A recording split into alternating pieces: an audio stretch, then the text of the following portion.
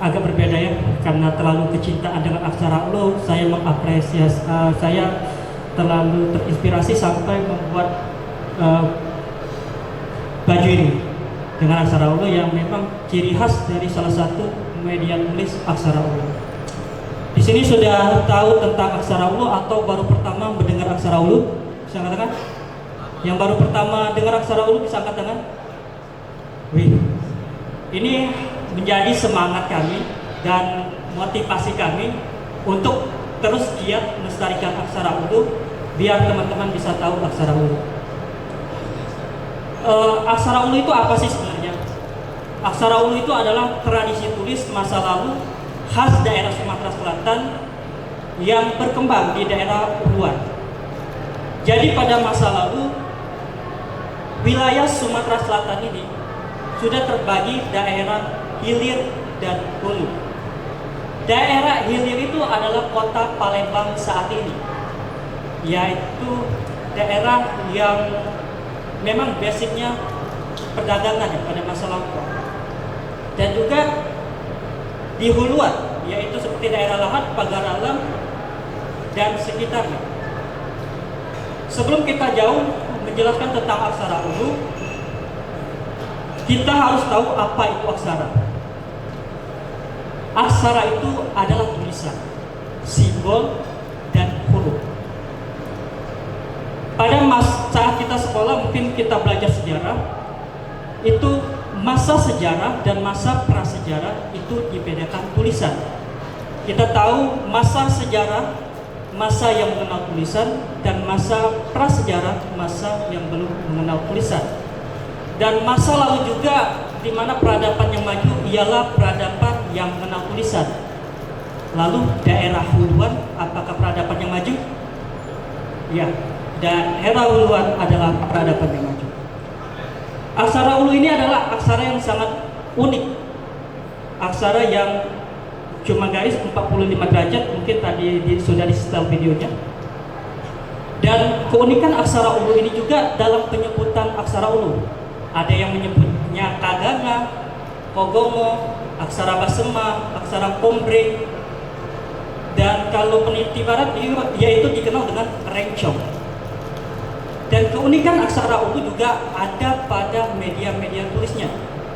Media tulisnya ada kulit kayu yang dikenal dengan kahas, bambu yaitu terdiri dari bambu utuh, gelondongan bambu, potongan-potongan bambu yaitu adalah gelumpai, ada yang dari kertas, ada yang dari tanduk, dan bahkan kulit kerang. Itu keunikan aksara ulu. Maka pentingkah aksara ulu kita lestarikan? Next. Nah, menurut saya ini sangat penting. Saya ingat waktu pertama kali saya kenal aksara ulu, saya kuliah di salah satu universitas yang ada di kota Palembang. Saat pertama pas mata pelajaran tersebut, dosen saya berkata aksara ulu adalah aksara yang hampir punah dan sedikit generasi yang peduli aksara. Dan saat itu hati saya terbuka untuk melestarikan, karena kita tahu selama ini kita mungkin baru tahu ada aksara Latin yang alfabet ABCD dan juga aksara Arab alif ba ta. Dan itu yang selama ini kita dipelajari. Dan saya pun baru pertama tahu aksara ulu. Dan sejak saat itu kecintaan saya dengan aksara ulu sangat menggila hingga saya menjadikannya sebagai objek penelitian S1 saya. Jadi poin yang saya ingin sampaikan adalah aksara ulu aksara yang punah. Maka kita generasi yang saat ini harus melestarikannya. Karena pada generasi sebelum kita, bapak-bapak kita, kakek-kakek kita, mungkin mereka estafet yang terlupakan untuk mengestafetkan kebudayaan ini. Itu yang pertama adalah punahnya aksara ulu. Yang kedua itu ialah identitas. Aksara ulu ini adalah identitas, salah satu identitas kebudayaan kita. Saya punya teman saat itu, mungkin dia cerita Karena dia baru tahu aksara Ulu, dia cerita, dia jalan-jalan ke Jawa, dia berkumpul dengan teman-temannya, ada yang Sunda, ada yang Jawa, ada yang Bali ya. Mereka berani mengenalkan identitas mereka. Kami di Jawa punya aksara Hana Coroko, kami di Bali punya aksara juga, kami di Sunda punya aksara juga. Tetapi teman saya tadi, ya karena belum tahu aksara Ulu, karena dia asli Sumatera Selatan, ya dia hanya bengong dan mendengar saja gitu aksara mereka yang dari luar sana yang sudah melestarikan aksara Ulu duluan. Nah, aksara ini menjadi penting untuk kita mengenalkan identitas kita, asal kita. Karena untuk mengenalkan identitas kita dan asal kita ini, kita perlu satu budaya yang unik, yaitu tradisi tulis. Tadi sudah saya sebutkan bahwa peradaban yang maju adalah peradaban yang mengenal tulisan. Maka selainnya kita memulai untuk mengenalkan budaya kita lewat tulisan. Yang ketiga, itu adalah artefak tulis aksara Ulu. Tidak bisa kita pungkiri kenapa aksara Ulu ini ada. Karena ada tinggalan sejarah seperti artefak tulis, manuskrip dengan media-media tadi. Itu yang memperkuat kita akan budaya tersebut. Dan naskah-naskah tersebut pastinya berisi informasi. Ada yang tentang obat-obatan, ada tentang batas wilayah, ada juga syair, ada juga tentang silsilah, dan juga ini memberikan informasi kepada kita bahwa naskah itu sangat penting. Di sini mungkin teman-teman yang ada dari akademisi ini sangat bisa membantu melestarikan aksara Ulu dari konten-konten isi naskah tersebut untuk bisa diangkat kembali. Dan uniknya aksara Ulu pada saat saya melakukan pendataan aksara Ulu itu sendiri, kita selama ini yang Muslim, kita tahu selama ini kita hanya mengetahui sejarah Islam Nusantara itu lebih ke Jawa sentris, di mana kita tidak tahu bagaimana sih sejarah di daerah huluan kita sendiri. Setelah saya memahami dan mempelajari, ternyata ulama-ulama terdahulu di daerah huluan khususnya menyebarkan ajaran Islam, ternyata mereka mengikuti kebudayaan yang ada di sini. Di mana saya menemukan naskah Ulu di Hujan Mas, itu tertulis kalimat pertamanya Bismillahirrahmanirrahim. Dan satu lagi naskah Ulu yang sangat menarik, terjadinya akulturasi budaya yang tersimpan di Museum Negeri Sumatera Selatan, di mana isi pada naskah tersebut tulisannya bertulis aksara Ulu, bahasa yang digunakan ialah bahasa Jawa, dan isinya mengenai Islam tentang Nabi Muhammad. Nah, lalu pentingnya kita belajar aksara Ulu adalah hal yang harus kita lakukan dan kita gaungkan. Kita tahu aksara Cina, Jepang, Korea itu sudah mendunia. Setelah saya pahami, ternyata ada tiga hal yang menarik. Menurut saya, yang pertama adalah masyarakat yang peduli budaya. Karena masyarakat yang peduli budaya, mereka berani untuk mengandalkan identitas mereka. Sementara satu lagi yaitu pemerintah. Ya, ini krusial. Pemerintah ini sangat penting karena mereka yang memandu suatu daerah atau negara untuk mengenalkan identitas mereka. Yang ketiga adalah ekonomi. Kenapa saya masukkan ekonomi? Ketika produk-produk dari negara Jepang, Cina, mereka ada tulisan-tulisan Ulu, ada tulisan-tulisan aksara mereka sendiri pada produk-produk mereka. Bahkan di Jepang itu setahu saya, di mana misalnya brand luar itu ketika masuk Jepang dia akan merubah desain aksaranya ke aksara lokal Jepang gitu. Dan itu sangat penting. Next, selanjutnya.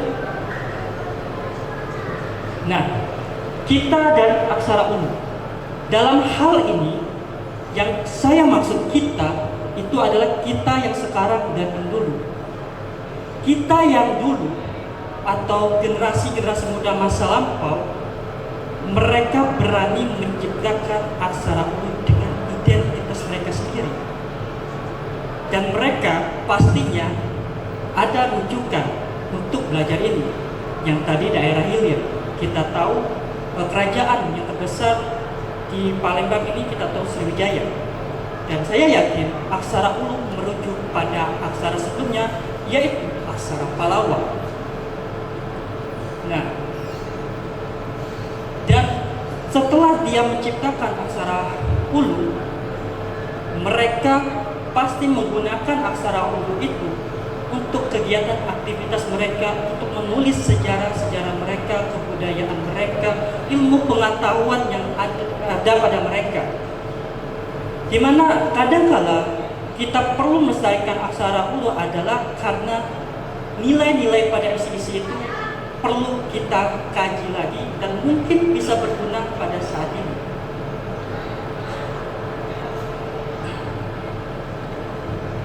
Saya ibaratkan kita dan aksara ulu ini adalah sebuah puzzle. Tadi aksara ulu sudah dibuat nih oleh generasi kita sebelumnya. Mereka telah menyusun puzzle ini secara utuh. Tadi saya sebutkan bahwa ada satu dekade di mana aksara ulu ini tidak ada estafet budayaannya untuk melestarikan. Maka buyarlah puzzle-puzzle itu. Dan saat ini kitanya adalah kita yang harus melestarikan aksara ulu dan menyusun puzzle-puzzle tersebut. Puzzle-puzzle ini sudah diisi oleh generasi di atas kita. Salah satunya Pak Ahmad Rampani Igama, Pak Sawit Sarono, Pak Suwandi. Mereka adalah tonggak awal untuk mengisi puzzle ini. Dari mereka lahirlah regenerasi yang saat ini sudah luar biasa, sudah mengenal aksara ulu ya. Nah, puzzle-puzzle ini masih belum utuh, masih bisa dikembangi oleh teman-teman sekalian. Karena aksara ulu harus bergerak dinamis. Jangan kita gunakan aksara ulu hanya untuk tulis-menulis, tetapi kita kembangkan kepada hal-hal yang ada saat ini, yang modern saat ini. Mungkin bisa kita saat membuat film, mungkin backgroundnya adalah aksara ulu, atau kita buat animasi tentang aksara ulu. Next. Baiklah, ini persebaran aksara ulu yang telah saya lakukan pribadi bersama juga komunitas pecinta aksara ulu, bersama juga lembaga pemerintahan untuk mencari data-data aksara ulu. Dan menurut saya ini sudah lengkap untuk menjelaskan bahwa aksara ulu itu tersebar di daerah Puluhan Sumatera Selatan. Ada di Banyuasin, Pagaralam, Patlawa, Musi Banyuasin, Musirawas, dan sekitarnya. Dan ini media-media naskah ulu yang telah saya singgung tadi, media-media naskah ulu. Nah, generasi yang estafet yang tadi, yang kekosongan tadi, ternyata diisi oleh orang-orang luar, yaitu orang-orang Belanda. Salah satunya William Marsden, yaitu mendata naskah ulu. Tanpa pendataan William Marsden, saya pikir aksara ulu tidak akan bisa saya kenal saat ini. Nah, media-media ini sangat unik. Salah satu yang ingin saya ceritakan objek penelitian saya tentang aksara ulu yang tersimpan di Perpustakaan Nasional, yaitu berkisah tentang perjalanan seorang pelaut Melayu. Mungkin jarang sekali kita mencari data siapa sih pelaut Melayu. Yang kita tahu lagunya aja nenek moyang seorang pelaut, tapi kita nggak tahu siapa pelautnya ya. Nah, di naskah ulu tertulis nama itu, yaitu bernama Kuda Paryama Du Karyaringit Darat Tapak Anak Depati Tua Cucu Karang Bidadari. Itu nama beliau. Dan menariknya lagi, beliau ini melakukan perjalanan lautnya ke beberapa negeri, atau yang kita kenal negeri Cina, negeri Arab, dan negeri Garis. Negeri Garis ini perkiraan saya adalah negeri India. Sementara yang terakhir adalah Sekelibar Daun. Sekelibar Daun itu kemungkinan daerah Demang Lebar Daun atau Palembang saat ini. Dan Kalau kita merujuk pada salah satu buku, yaitu buku Khazanah Naskah Sedunia Indonesia yang dibuat oleh Henry Chamberlain dan juga Omar Fatur Rahman, itu naskah aksara Ulu, naskah Incu, naskah Rejang, naskah Hat Lampung itu berjumlah 400-an naskah. Tetapi itu dari data beliau sedunia. Tetapi pendataan yang telah kami lakukan oleh baik itu Pak Sawit Sarwono yang mungkin sudah 100-an naskah, Pak Wahyu mungkin sudah 50-an naskah, saya sendiri mungkin sudah 5 atau 10 naskah yang baru. Saya pikir aksara Ulu ini aksara yang mungkin sudah 1000-an naskah-naskah kuno. Karena kita tahu aksara Ulu ini diperkirakan ada sejak abad ke-12 dan sampai abad ke-19 awal. Tidak mungkin kalau cuma 400-an naskah. Tapi ketika kita datang ke daerah, apakah naskah itu adalah naskah-naskah yang utuh? Tidak. Banyak naskah-naskah yang korup, dan ini menjadi PR kita. Bagaimana kita memberikan ilmu pengetahuan untuk pemilik-pemilik naskah agar mereka bisa menjaga naskah-naskah itu untuk tetap bisa terawat dan bisa kita lihat oleh generasi yang berikutnya. Baiklah, next video. Ada keunikan yang saya temukan ketika saya mendalami aksara Ulu. Saya ingat hal ini saya lakukan ketika saya naik travel, karena saya boring dan juga saya itu orangnya susah tidur kalau di travel itu, karena memang wilayah Palembang Kelahat itu ada rel kereta. Karena trauma ada rel kereta aja saya nggak bisa tidur. Dan ini yang saya temukan. Pada dasarnya aksara Ulu itu yaitu berawal dari garis 45 derajat. Cuma 45 derajat bisa menambah satu garis, satu garis, satu garis. Saya pikir generasi terdahulu itu sudah sangat luar biasa menciptakan aksara Ulu dengan sederhana ya. Dan satu hal, terdapat kata raja. Kata raja, kalau mungkin nanti teman-teman bisa tafsirkan apa sih maksud dari kata raja dari aksara Ulu itu sendiri. Ini yang saya temukan ya, mungkin bisa nanti teman-teman bisa bantu juga dan hal-hal yang lain. Sebenarnya ada yang lain juga, tapi tidak bisa saya tampilkan namanya. Selanjutnya,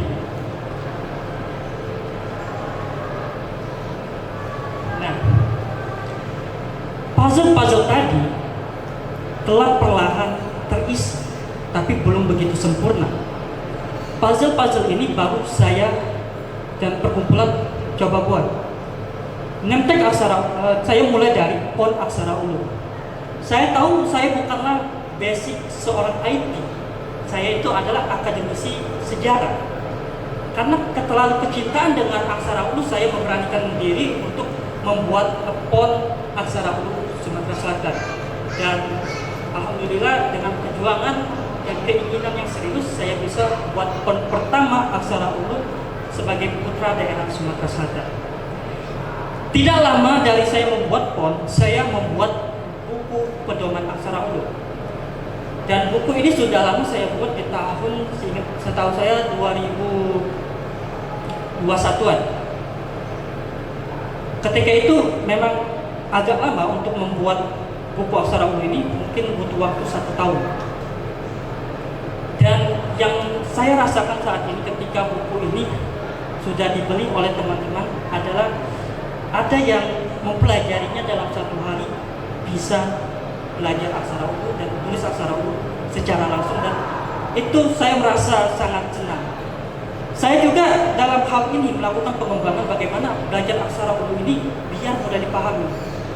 Kalau dulu saya belajar aksara Ulu butuh 2 tahun, saat ini saya ingin mengenalkan dan mengajarkan kepada teman-teman paling 10 menit untuk bisa memahami aksara Ulu.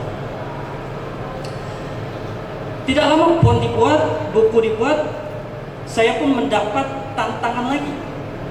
Bagaimana orang terdahulu menulis di bambu. Saya membuat replika aksara Ulu. Saat itu saya ditantang oleh Museum Negeri Sumatera Selatan karena naskahnya akan tersimpan di Museum Hasyim Ashari di Jombang. Dan ini telah ada di Jombang sekarang, replikanya sekarang. bukanlah hal yang mudah, dan saya coba gali informasi bagaimana cara membuat atau menulis replika aksara Ulu ini sendiri. Dan butuh waktu 3 bulan untuk membuatnya lebih sempurna. Yang paling sulit untuk menulis di bambu adalah menggoresnya. Itu yang sangat sulit. Selanjutnya, aksara Ulu tidak bisa saya sendiri. Aksara Ulu perlu kolaborasi. Kolaborasi ini adalah mempercepat aksara Ulu untuk bisa lestari. Yang pertama, saya bekerja sama dan kolaborasi dengan Bina Dharma yang sudah membuat aplikasi aksara Ulu, bisa download di Play Store, yaitu namanya AKAS, Aksara Ulu Sumatera Selatan, dan juga websitenya menulis aksara Ulu. Dan kita juga perkumpulan aksara Ulu sudah membuat website juga, yaitu aksaraulu.com, bisa dicek, tetapi masih belum sempurna. Akan tetapi bila teman-teman di sini adalah akademisi yang butuh data-data tentang aksara Ulu, bisa cek di website kita aksaraulu.com. Next. Nah, ini perkumpulan kami, perkumpulan pencinta aksara Ulu. Sebelum perkumpulan ada, kami sudah gerak. Akan tetapi karena kita nggak punya dana, kita melihat peluang. Ternyata Dirjen Kebudayaan atau kementerian itu ada pendanaan untuk kebudayaan, dan kita ikut salah satu kegiatannya adalah KBKM, Kema Budaya Kaum Muda. Ini sangat luar biasa, wawasan dan pengetahuan kami terdapat juga di sana untuk mengembangkan aksara Ulu Sumatera Selatan. Dan alhamdulillahnya kita juara 3 pada kegiatan regional. Kita mengangkat mengenai permainan aksara Ulu, tentang puzzle aksara Ulu. Dan kan kita dapat hadiah itu, kita gunakan untuk membuat surat payung hukum komunitas kami. Dan alhamdulillah komunitas kami aksara Ulu memang komunitas yang punya dasar dan punya payung hukum. Ini logo aksara Ulu Sumatera Selatan yang memang kalau kita merujuk pada sejarahnya, aksara Ulu itu yang berkembang di daerah Ulu, yaitu pergunungan dan juga uluan. Dan kegiatan yang telah kami lakukan yaitu adalah kegiatan belajar aksara Ulu, workshop aksara Ulu, dan perlahan-lahan kita ingin ke sekolah-sekolah, kita ingin gerilya ke sekolah-sekolah. Selanjutnya adalah kegiatan batik Ulu, dan kegiatan ini teman-teman kalau kepengen membuat komunitas, saran saya buat aja komunitas budaya. Karena beberapa tahun terakhir ini komunitas budaya ini sudah ada ruang atau pendanaan dari Dirjen Kebudayaan, yaitu baik Dirjen Kebudayaan langsung dengan KBKM, ada kami dapat waktu itu fasilitas di bidang kebudayaan untuk kegiatan batik Ulu, dan juga yang terakhir adalah kegiatan menulis di bambu, yaitu dari Balai Pelestarian Wilayah 6 di daerah Sumatera Selatan yang berkantor di Ogan Ilir. Jadi kalau kita menekunin budaya itu pasti ada jalannya, dan ada ruang untuk pembantuan dana untuk melestarikan aksara Ulu. Sebenarnya yang saya inginkan di sini adalah kita ini adalah generasi muda. Saat ini generasi muda apakah peduli akan budaya? Saya pikir di Sumsel ini budaya itu sesuatu yang kuno, yang tidak penting. Tetapi di sini saya ingin menyampaikan budaya itu adalah sesuatu yang penting, dan saya sudah merasakan value-nya. Hanya mengangkat suatu budaya, kita bisa mendapatkan sebuah nilai. Mulai dari diri saya yang membrandingkan aksara Ulu, dan beberapa kegiatan saya diikutkan untuk terlibat menggunakan aksara Ulu. Dan saya ingat waktu tugas terakhir di mata kuliah aksara Ulu itu, dan saya coba cari lagi di email itu, tugas saya waktu itu tertulis, Bapak, saya tidak bisa berjanji, tetapi saya berusaha untuk melestarikan aksara Ulu, mengenalkan aksara Ulu kepada orang lain, dan saya tidak ingin saya orang yang paling bisa tentang aksara Ulu. Dan apa yang terjadi setelah 2016 dan saat ini 2024, dan saya melihat sendiri apa yang saya tulis pelan-pelan walaupun tidak signifikan itu telah bergerak dengan apa yang saya tulis. Jadi impian terakhir saya yang baru, impian baru saya yang telah kemarin saya dapat di toko, inspirasi toko di Kompas. Itu impian terakhir saya yang saat ini adalah aksara ungu mendunia dan aksara ungu mengakar kembali di daerah Sumatera Selatan. Saya Nuzulur Ramadana pamit undur diri. Wassalamualaikum warahmatullahi wabarakatuh.